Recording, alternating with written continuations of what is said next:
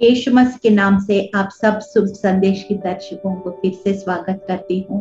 धन्यवाद करती हूँ, परमेश्वर ने अभी तक संभाला, हम सबको जिंदों की जमीन पर रखा है, उसके लिए धन्यवाद। और परमेश्वर को, शुभ संदेश चैनल को, तमाम मेरा परिवार के सदस्यों को, सबके लिए मैं दिल से धन्यवाद करती हूँ। छोटी सी दुआ के साथ इस कार्यक्रम को हम शुरुआत करेंगे। धन्यवाद महान सामर्थ्य पिता, राजाओं का राजा, प्रभुओं का प्रभु, यीशु राजा। भजन संहिता 119 और 18 के अनुसार तेरे वचन से प्रभु अद्भुत बात देखने के लिए प्रभु तेरे भेद हमारे लिए खोलिए परमेश्वर। और प्रभु देखने वाले दर्शकों को, बोलने वाला मुझको, दोनों को प्रभु यीशु आपके चरणों में लाते हैं। तेरी आशीष का वारिस ठहर सके, एक जयवंत मसीहा का मसीह जीवन हम बिता सके। प्रभु सारा आदर, सारी महिमा आपको देते हैं। हम घटे आप बड़े, यीशु मसीह के जीवित और सामर्थ्य नाम में इस प्रार्थना को हम मांगते, सुनिए, ग्रहण कीजिए, आमीन। आज जो विषय लिया है, डीलिंग विथ एंगर, क्रोध से निपटना।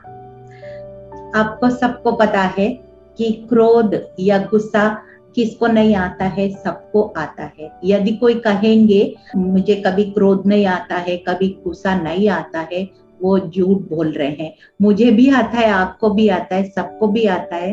हर एक व्यक्ति को कभी ना कभी, किसी ना किसी समय में क्रोध आता है। कभी किसी को ज्यादा आता है, किसी को कम आता है, लेकिन आता तो सबको ही आता है। तो हम आज बाइबल क्या कहता है और उसके बारे में आज विवरण से हम विशेष रूप से इस क्रोध के बारे में और इसके ऊपर हम कैसे जय पाना है, how to overcome this spirit of anger, इस बात को हम जल्दी से देखेंगे। सबसे पहले जेम्स 1:19, याकूब 1:19 और 20 में पढ़ रही हूँ। उसमें लिखा है, हे मेरे प्रिय भाइयों, ये बात तुम जान लो, हर एक मनुष्य सुनने के लिए तत्पर और बोलने में धीर और क्रोध में धीमा हो, क्योंकि मनुष्य का क्रोध परमेश्वर की धार्मिकता का निर्वाह नहीं कर सकता है। You know, anger is a negative emotion. It's not a positive emotion. It's a negative emotion. क्रोध, हम गुस्सा वाला व्यक्ति है तो हम गलत शब्द इस्तेमाल करेंगे, गलत व्यवहार करेंगे, और ये परमेश्वर का लोगों को शोभा नहीं देता है। एंड बाइबल कह रहे हैं कि ये धार्मिकता को पूरा नहीं कर सकते। If you are angry person, you cannot fulfill God's righteousness. यही बाइबल कह रहे हैं। और फिर हम एक और वचन पढ़ते हैं, प्रोवर्ब्स 29 का 22। क्रोध करने वाला मनुष्य झगड़ा मचाता है और अत्यंत क्रोध करने वाला अपराधी भी होता है। आपको पता है कि क्रोध करने से क्या होता है, कई बार हम जो गलत अपशब्द इस्तेमाल करते हैं उससे रिश्तों में, रिलेशनशिप्स वो खराब हो सकता है, दरार हो सकता है। कई बार जो शब्द जो इस्तेमाल करते हैं वो हृदय में, दिल में चोट पहुंचाता है लोगों को, और कई साल तक भी वो चोट किसी का हील नहीं हो पाता है। इसलिए we have to speak very carefully, है ना, कि हमारा। और फिर कई बार क्रोध क्या कर सकता है, फिजिकल एलिमेंट्स यानी कि बीमारी को भी कारण हो सकता है। Hypertension, worry, anxiety. इस वजह से जब हमारे दिमाग में गुस्सा है, फिर वो सारा बॉडी पार्ट्स के ऊपर हर एक अंग को प्रभावित कर सकते, गलत तरीके से प्रभावित कर सकता है। इसलिए हमारी क्रोध को संभालना, निपटना बहुत ज्यादा जरूरी है ना। हमारे कार्य, जहाँ पे हम काम करते हैं, हमारा करियर, वर्क प्लेस, हमारी जो जहाँ पे काम करते हैं संस्था में, वहां भी माहौल को खराब कर सकता है, या हमारी किसी स्पिरिचुअली भी हमारा आत्मिक जीवन को भी खराब कर सकता है, तो कहीं भी खराब कर सकता है। तो इसलिए आज हम उस रूट कॉजेस को देखेंगे कि इस क्रोध को आता कैसे है, और उसके बारे में जल्दी से थोड़ा सा हम देखेंगे कि सबसे पहले हमने ऑलरेडी पढ़ चुका है ना कि शॉर्ट टेम्पर्ड लोग होते हैं जो शारीरिक मतलब एक गाली दिया तो तुरंत 10 गाली देते हैं। क्यों? क्योंकि you are very short tempered and you can take the negative. किसी ने अपने गुस्सा करके गाली दिया तो हम 10 गाली देंगे, तो ये शॉर्ट टेम्परमेंट को दिखाता है। ये अच्छा नहीं है। तो इसको, और फिर कई बार क्या होता है, हम तुरंत गुस्सा करके वो रेस्पॉन्ड नहीं करते हैं गलत तरीके से, लेकिन गुस्सा हमारे मन में रख के कुछ और तरीके में वो उसका प्रकटीकरण होता है। जैसे फॉर एग्जाम्पल मैं जल्दी से एक दो वचन पढ़ रही हूँ। आपको केन और एबल का पता है, पहले भी एक दो बार मैंने बता चुकी हूँ कि वो केन को क्यों गुस्सा आया, कि उसमें लिखा है वचन में, उत्पत्ति जेनेसिस 4:5-7 में पढ़ रही थी। परंतु केन और उसकी भेंट को उसने ग्रहण ना किया, तब केन अति क्रोधित हुआ और उसके मुंह पर उदासी छा गई। तब यहोवा ने केन से कहा, तुम क्यों क्रोधित हुआ और तेरा मुंह क्यों उदासी छा गए? यदि तू भला करे तो क्या तेरी भेंट ग्रहण ना की जाएगी, और यदि तू भला ना करे तो पाप द्वार पर छिपा रहता है और उसकी लालसा तेरी ओर होगी और तुझे उस पर प्रभुता करनी है।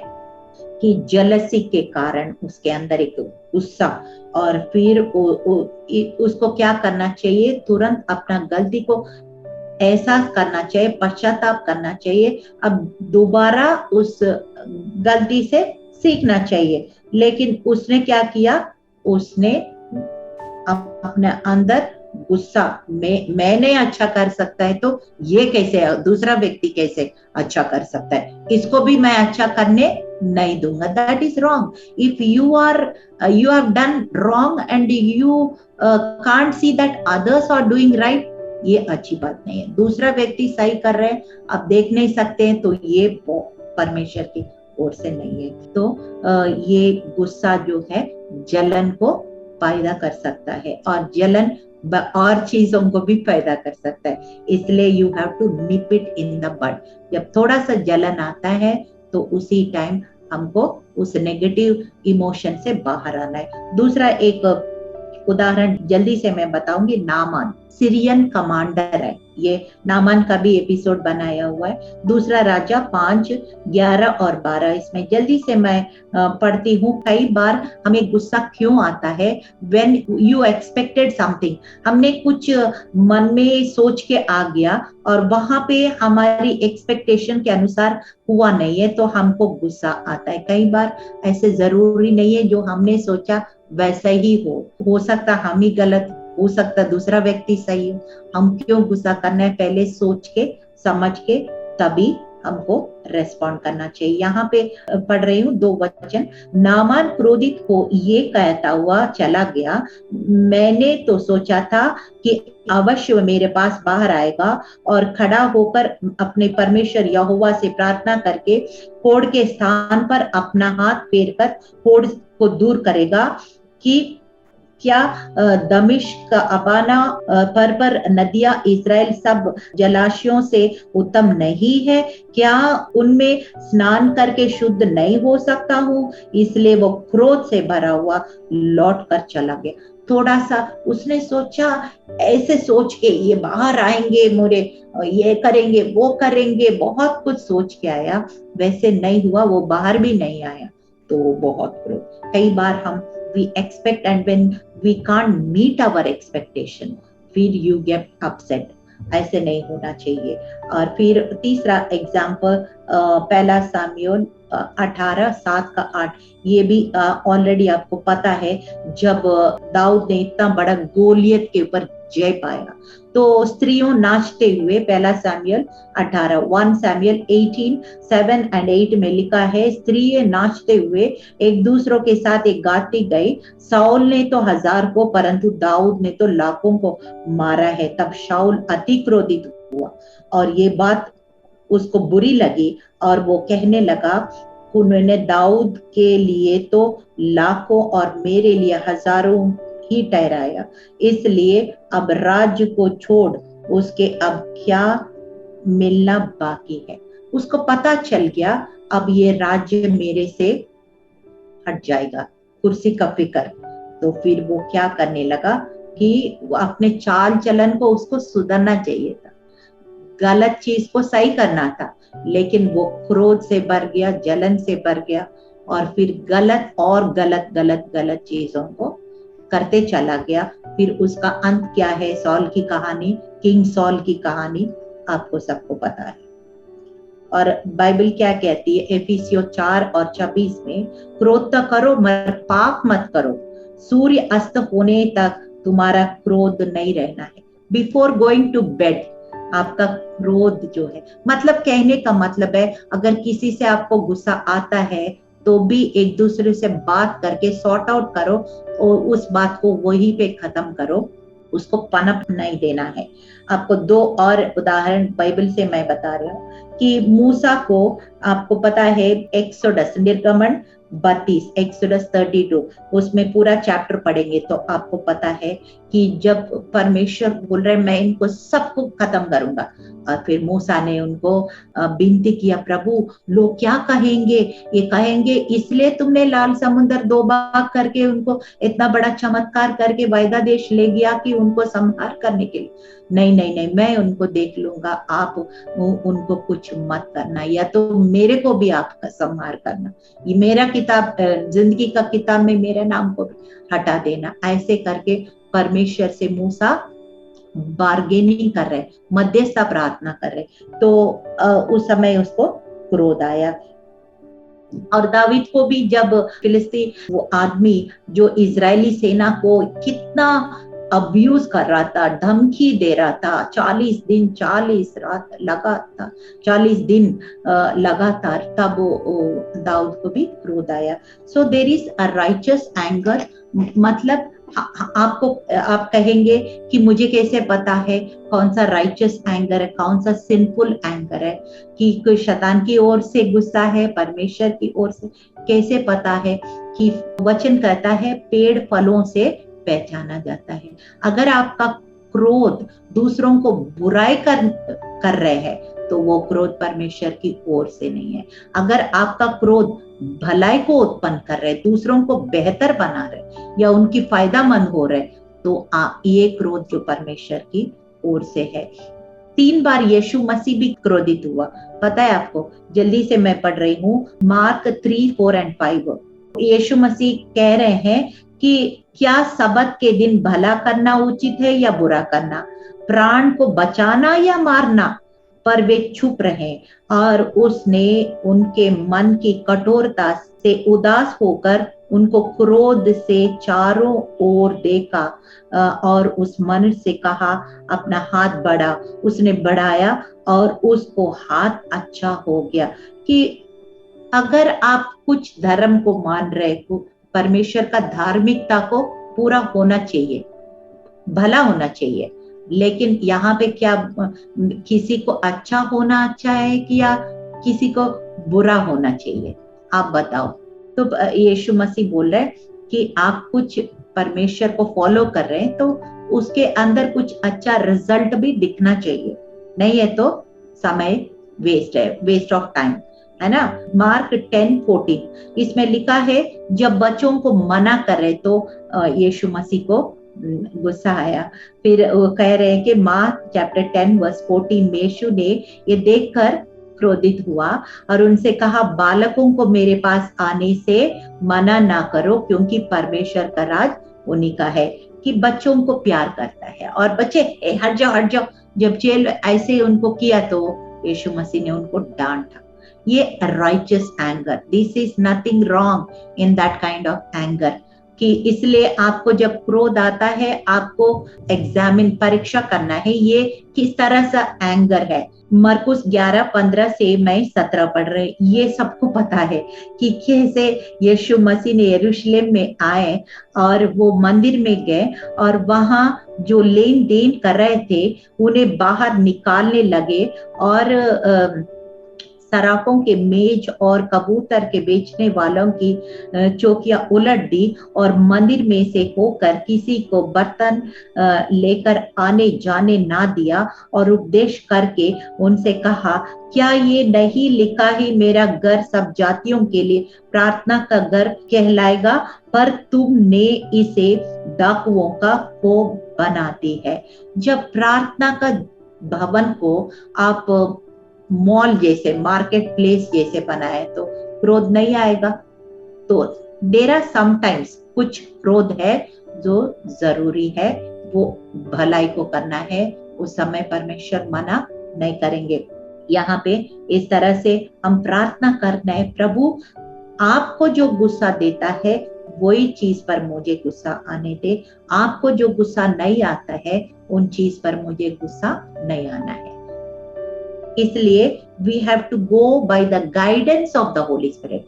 पवित्र आत्मा के अगुवाई पे चलेंगे तो कौन सा राइचियस एंगर है, कौन सा सिंफुल एंगर है, कौन सा क्रोध पाप से भरा हुआ, कौन सा क्रोध धार्मिकता से भरा हुआ है, ये बताता है। और बाइबल में एक दो जगह मैं सिर्फ जिक्र करती हूँ। कुछ कई बार क्या होता है, इंसान क्रोधित होता है लेकिन वो डिनाई करता, मतलब बोलता है मुझे गुस्सा नहीं है, लेकिन अंदर है गुस्सा। ये हम देखते हैं पहला राजा 21 अध्याय 1 Kings 21 पूरा वो चैप्टर पढ़ेंगे तो आपको पता है नाबोत एंड द विनयार्ड। यहाँ पे एक आहाब राजा ने वो एक बगीचा को खरीदना चाहा और वो नाबोत जिसका वो बगीचा था उसने कहा मैं ये बेच नहीं सकता हूँ क्योंकि ये मेरा पुरखों ने दिया है, this is my inheritance, so I don't want to sell it, कितना भी कॉस्ट दोगे मैं नहीं बेचना चाहता। तो लेकिन इसको गुस्सा हुआ और वो गुस्सा दिखा नहीं रहे, लेकिन घर जाके ऐसे मुंह फैला के पूरा दिन उसने खाना पीना नहीं किया। इस तरह से कई बार क्रोध होता है लेकिन दिखाते नहीं है, मन में रखते हैं और फिर उसका नतीजा गलत हो सकता है। इसलिए वो रूट कॉज, वो क्रोध किस लिए आया, वो क्रोध सही क्रोध है नहीं है, वो जांचना बहुत जरूरी है। दूसरा हम देखते हैं गिनती का किताब 22 अध्याय में 21 से पढ़ेंगे तो वहां बालाम एक भविष्यवक्ता था और वो गलत कर रहा था और गधा को पता चल रहा है, दिख रहा है, लेकिन इसको नहीं दिखाई दे रहे हैं और फिर गलत पे गलत करे जा रहे और वो गधा को डंडे से मार रहे। गुस्सा क्या क्या कर सकता है ना। और फिर तीसरा उदाहरण योना का 4 अध्याय, जोना चैप्टर 4, उसमें भी परमेश्वर एक डेमो दिखाना पड़ा। तुम इतने सारे 1,20,000 को ऐसे तुमने माफ किया है, तुम परमेश्वर कह रहे हैं कि एक छोटा सा लौकी का ऐसे लता को सुखा के एक डेमो क्लास लेना पड़ा, तुमने लगाया भी नहीं है, एक दिन तुम उसके छाया में सो रहे, अगर सूख गए तो तुमको इतना दुख लग रहा है, मैं 1,20,000 लोग को यूं ही मार दूं, मेरे दुख नहीं लगेगा? आप मेरा दया के बारे में आप नहीं समझ पा रहे।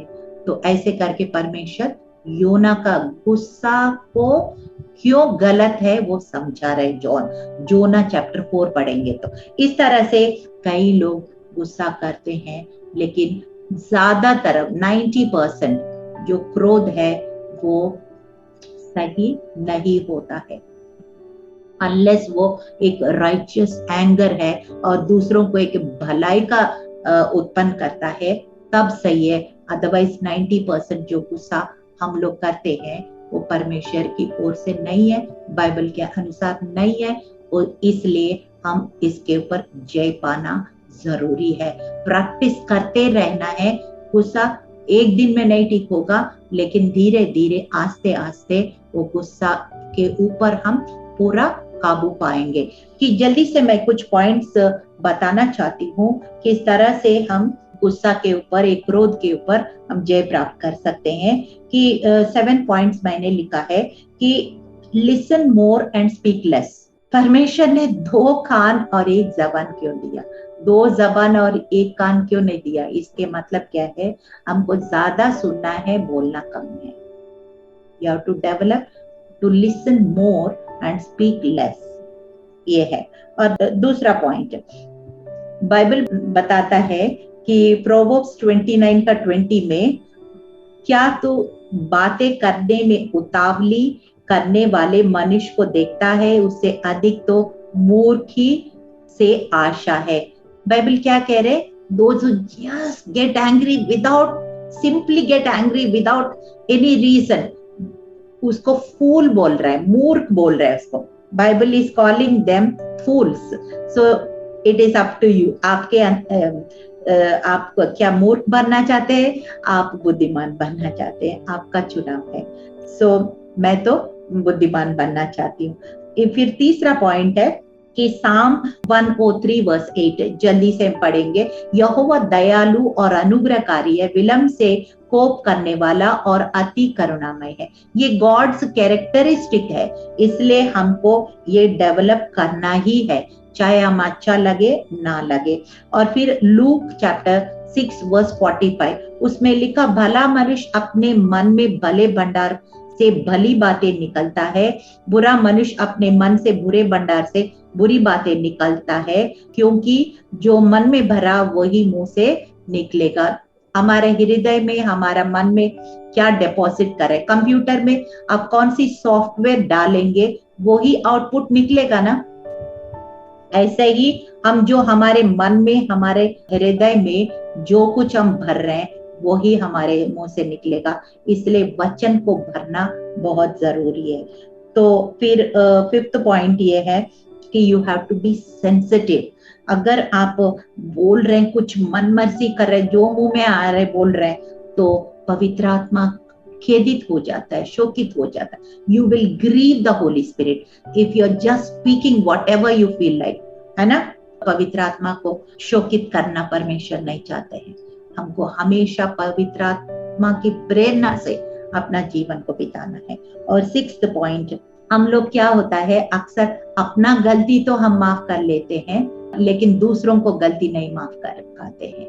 लेकिन ऐसे नहीं होना चाहिए कि इंग्लिश में कहावत है ना, टू एयर इज ह्यूमन। अगर हम अपना गलती को माफ करते हैं, दूसरों का भी बोल दिया कोई बात नहीं, ऐसे करके you have to practise forgiveness, ये है। और सेवेंथ पॉइंट है, you have to pray for self control. गलतियों 5, 22 और 23 में लिखा है ना कि सेल्फ कंट्रोल एक फ्रूट ऑफ द स्पिरिट है, ये आत्माओं का एक फल है, तो इसको हमको दिखाना ही है, तभी परमेश्वर की महिमा हमारे जीवन से होती है। चलिए छोटी सी प्रार्थना के साथ इस कार्यक्रम को हम समाप्त करेंगे। परमेश्वर, एक क्रोध तो प्रभु एक नेगेटिव इमोशन है, और हम सबके जीवन में कभी ना कभी, किसी न किसी टाइम आता है यीशु। लेकिन आज हमने वचन से देखा है किस तरह से वो क्रोध, जो 2 तरह का क्रोध होता है, एक राइचस एंगर और एक सिंफुल एंगर।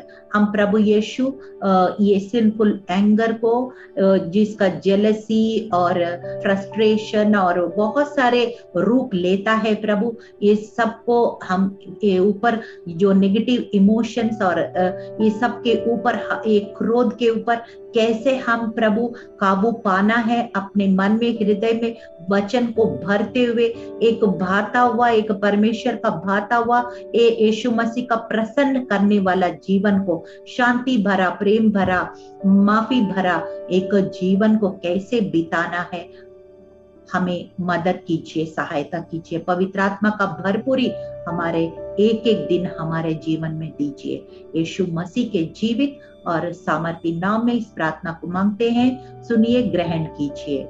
आमीन।